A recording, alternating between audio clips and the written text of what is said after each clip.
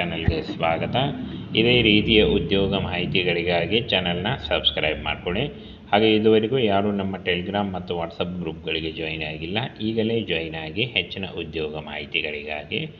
Friends, ಇಲ್ಲಿ ಕಾಣಿಸ್ತಾ ಇದೆ ನೋಡಿ, ಹಾಸ್ಟೆಲ್ ರಿಕ್ರೂಟ್ಮೆಂಟ್ ಅಂತ ಕೊಡ್ತಾರೆ. ಹಿಂದುಳಿದ ವರ್ಗಗಳ ಕಲ್ಯಾಣ ಇಲಾಖೆಯಿಂದ ಹಾಸ್ಟೆಲ್ಗಳಲ್ಲಿ ಬೃಹತ್ ನೇಮಕಾತಿ ನಡೀತಾ ಇದೆ. ಹಾಗೆ ಇನ್ನು SSLC ಪಾಸ್ ಆದಂಥ ಅಭ್ಯರ್ಥಿಗಳು ಅರ್ಜಿಗಳನ್ನು ಸಲ್ಲಿಸಬಹುದಾಗಿರುತ್ತೆ. ಸಂಪೂರ್ಣವಾಗಿ ಕಾಯಂ ಉದ್ಯೋಗಗಳಾಗಿರ್ತವೆ. ಹಾಗೆ ಕರ್ನಾಟಕ ಸರ್ಕಾರಿ ಉದ್ಯೋಗಗಳಾಗಿರ್ತವೆ ನೋಡಿ. ಹಿಂದುಳಿದ ವರ್ಗಗಳ ಕಲ್ಯಾಣ ಇಲಾಖೆ ಹಾಸ್ಟೆಲ್ಗಳಲ್ಲಿ ಖಾಲಿ ಇರ್ತಕ್ಕಂಥ ಹುದ್ದೆಗಳಿಗೆ ನೇಮಕಾತಿ ನಡೀತಾ ಇದೆ. ಒಟ್ಟು 825 ಹುದ್ದೆಗಳಿದ್ದಾವೆ. ಅದರಲ್ಲಿ ಅಡುಗೆಯವರು 300 ಹುದ್ದೆಗಳು, ಅಡುಗೆ ಸಹಾಯಕರು 300 ಹುದ್ದೆಗಳು, ಹಾಗೆ ರಾತ್ರಿ ಕಾವಲುಗಾರರು 75 ಹುದ್ದೆಗಳಿದ್ದಾವೆ ನೋಡಿ. ಈ ಒಂದು ಹುದ್ದೆಗಳಿಗೆ ಆಯ್ಕೆ ಮಾಡಿಕೊಂಡು ಅರ್ಜಿಗಳನ್ನು ಸಲ್ಲಿಸಬಹುದು.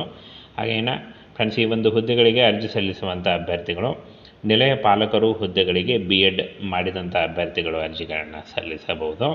ಹಾಗೆ ಇದನ್ನು ಹೊರತುಪಡಿಸಿ ಇನ್ನು ಉಳಿದಂಥ ಎಲ್ಲ ಹುದ್ದೆಗಳಿಗೆ SLC ಆದಂಥ ಅಭ್ಯರ್ಥಿಗಳು ಅರ್ಜಿಗಳನ್ನು ಸಲ್ಲಿಸಬಹುದಾಗಿರುತ್ತೆ. ಅಫಿಷಿಯಲ್ ವೆಬ್ಸೈಟಿಗೆ ಹೋಗಿ ಆನ್ಲೈನ್ ಮೂಲಕ ಅರ್ಜಿಗಳನ್ನು ಸಲ್ಲಿಸಬೇಕಾಗತ್ತೆ. ಹಾಗೆ ಇನ್ನು ಈ ಒಂದು ಹುದ್ದೆಗಳಿಗೆ ಸಂಬಂಧಪಟ್ಟಂತೆ ಆಯ್ಕೆ ಅಂತ ಅಭ್ಯರ್ಥಿಗಳಿಗೆ 18,000ದಿಂದ 30,000ವರೆಗೆ ಪರ್ ಮಂತ್ ಸ್ಯಾಲ್ರಿ ಆಗಿರುತ್ತೆ ನೋಡಿ. ಹಾಗೆ ಇದು ಜಾಸ್ತಿ ಕೂಡ ಆಗ್ತಾ ಹೋಗುತ್ತೆ.